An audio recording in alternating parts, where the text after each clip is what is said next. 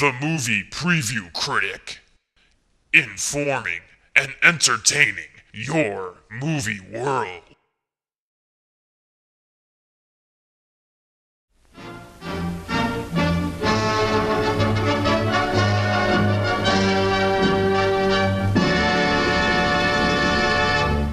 What's up, good movie lovers? Welcome to the Box Office Breakdown, where at the beginning of each week, the box office numbers of the most recent movie weekend are decoded and hopefully the movie truth is revealed. Opening weekend numbers are what determine the future of H-Wood. From a surprise indie hit to a big budget piece of the box office returns are the traffic signals that the studios obey. These numbers create ramifications for the careers of the filmmakers, especially the director, actors, and writers. So let's take a look at the numbers and figure out what this means for the movies and for us, the cash-paying audience that keeps the wheels of the monolithic entertainment machine greased. So with all the numbers in for the box office weekend of January 23rd through the 25th, there's only one thing left to do. Break it down. For the second straight week, Paul Blart Mall Cop is number one, taking in an estimated $21.5 million. That's almost a 50% drop from last weekend when it took in about 40, but still, any movie that makes 20 in January is pretty amazing. As a result of this second week box office, Paul Blart the sequel is moving into high gear. Also, we've learned that in January, when it's cold and there's nothing going on, we the audience want to laugh. And if it means that there's only one comedy out, and it's a leftover Saturday Night Live sketch from Tina Fey's recycle bin, we'll still pay to see it. Expect next January to have at least 2 or 3 more comedy releases. And let's hope that H-Wood doesn't think this means we want more movies with the title formula of main character name, job description. If so, expect Kevin James to star in John Smith, Garbage Man, Jim Mitchell, Meter Maid, and Hank Adams, Dishwasher. Oh God, help us. I think I just gave H-Wood 3 more ideas. In second place with just over 20 million is Underworld 3, or Underworld Rise of the Lycans. For real, whatever happened to just numbering sequels? I mean, do the marketers think we really don't know this is the third Underworld movie? I bet you there's some market research that shows when sequels have numbers in the title, they do less box office than sequels with fancy sounding titles. It sort of gives a movie an old school prestige, as if it's a novel like Lord of the Rings The Two Towers. That sounds refined. Way better than Lord of the Rings Part 2. I've seen the first 2 Underworld movies, and while I like the idea of werewolves versus vampires, I've pretty much forgotten what they're about, other than Kate Beckinsale looks great in skin-tight Matrix wannabe outfits. This movie stars the poor man's Kate Beckinsale, Rhona Mitra, also the star of Doomsday. She's definitely got the hottie factor here, so the male audience demographic drawing element is still in place here. This is a prequel to the first 2 movies. It's basically an origin story. The budget on this film was $35 million, and after its first weekend, it's halfway to making that back. Combine that with the worldwide grosses, and it should make at least $100 million. That means the audience is small but loyal, and most tellingly is the release date. It seems the studio decided that this wasn't a big enough or impressive enough release for the summer, which means they felt that if it had any real competition, it would have gotten swallowed up and forgotten about. And that's what January has become for H-Wood. It's a month to release the would-be straight-to-DVD movies that H-Wood thinks can bring in a few extra box office dollars. As a result of this box office, expect Underworld 4, Underworld Evolution, read Genesis fancy title that hides the fact it's yet another sequel, to be out next year, which, according to our friends at MovieMoron.com, is already in the planning stages along with a TV series. In third place, Gran Torino takes in $16 million more, bringing its 7-week total $4 million short of the coveted $100 million mark. The Oscar-disrespected Clint Eastwood drama continues to prove that there's an audience of neglected 30 to 60-year-old movie watchers that will spend money at theaters if the movie is good enough. In fourth place is Hotel for Dogs with a little over $12 million, bringing its 2-week total to 36. Coming in fifth is this year's Little Miss Sunshine and Juno. In this case, the not-so-little film that could, Slumdog Millionare. This It's a Wonderful Life meets City of God feel-good story of this Oscar year took home major Golden Globe victories and is looking to repeat that success at this year's Oscars. It's doing some amazing business. This weekend it was only on 1,400 screens and it made $10 million.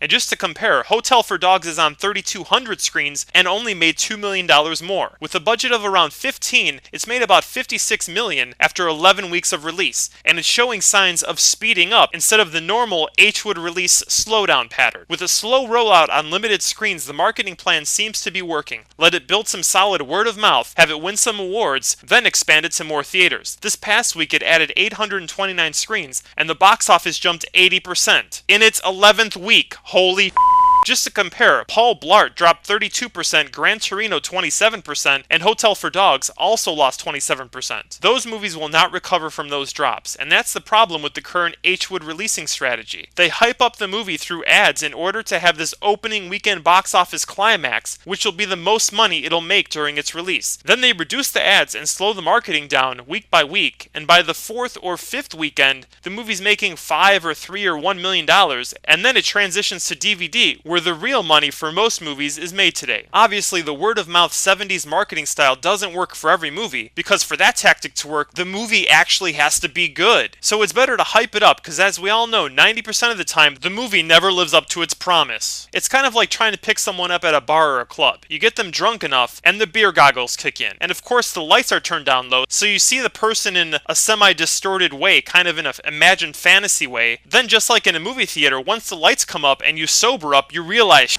that movie sucked, or this person isn't who I thought they were. Slumdog is a great movie whose movie karma is paying it back. As a result, look for more Bollywood-Hollywood hybrids. Look for Bollywood Indian actors to slowly make their Hollywood presence felt. And there's actually an actor in Paul Blart, Adhir Kalyan, who just steals the show every scene he's in. You can see him next month in Fired Up. In 6th place is My Bloody Valentine 3D with 10 million. That's a 50% drop-off from its opening weekend, but that's to be expected. It's a fun 3D experience, but with not every theater offering the 3D gimmick, there's no reason to see its cliche story in 2D. 7th, we have the only other major new release this weekend, Inkheart. This is basically bedtime stories with Brendon Fraiser. I know it's based on a book, so technically, bedtime stories copied Inkheart, but it's the same shit with a different title and actor. It's a pretty cool idea. This kid reads stories from a book, and they come to life. Now he has to find a way to put them back in the book, or something like that. I haven't seen the movie, and apparently, neither have a lot of other people, because it only made $7.7 million. That's pretty shitty. The budget is somewhere around 45, so unless it makes some big time money overseas, expect the already planned sequel to go straight to DVD, which is something to consider here since there are 2 sequels in book form. Ink Spill was released in 2005, and it became a trilogy in 2007 with Ink Death. Wow. Why weren't those books just called Ink Money 1, 2, and 3? Or Cha-Ching, the trilogy? That's going to be my book series. Cha-Ching, book 1, give me your money. Cha-Ching, book 2, I know you still have money, hand it over. And Cha-Ching 3, come on, I know you're holding out on me. What's that? Do I hear some change jingling in your pocket? Come on, cough it up. Meanwhile, Brendon Fraiser will continue to star in Disney demographic kid movies, like Journey to the Center of the Earth 3D Part 2. In 8th place is Bride Wars with 7 million made in 2,600 theaters. That's a 40% drop off in revenue and a loss of 600 theaters compared to last week. With a budget of 30 million, it's made about 48 after 3 weeks of release. Expect next week's take to be about 3 to 5 million, and the movie should completely disappear from theaters in about 3 weeks. One question, why wasn't this released in the summer? Wedding season is June through August. Why not get the target demographic while they're in the mood and in the middle of wedding frenzy? This might mean that the studio realized how shitty the movie was and just dumped it into the cinematic trash can known as January. The premise of 2 best friends fighting each other over a wedding date and venue sets feminism back to the Middle Ages. How demeaning for all women, especially the actresses here. Anne Hathaway's star was on a meteoric rise before it started to fall here. Why, after starring in the box office hit Get Smart, would you do this? Did she owe a favor to Kate Hudson? Hudson's movie breakthrough came in 2000 with Almost Famous. Unfortunately, it was her peak. She really wants to be Sandra Bullock of the 1990s, but is ending up more like the Sandra Bullock of the 2000s. This movie will hurt Anne Hathaway's reputation and leave Kate Hudson's unchanged. The most lingering ramification here is that there's $50 million that says audiences like to watch women demean themselves to embarrassingly selfish, egocentric, spoiled brat levels. In a lot of ways, the title may have been responsible for the box office here. It's the ultimate in high-concept movie making. Imagine you're talking to a producer and he asks you, so what's your movie about? All you have to say is, Bride Wars. And he'll respond, how much do you want? It's such an easy title to understand, and it conveys the story and even creates great genre scenes in in the audience's mind without having to even see a trailer or read the script.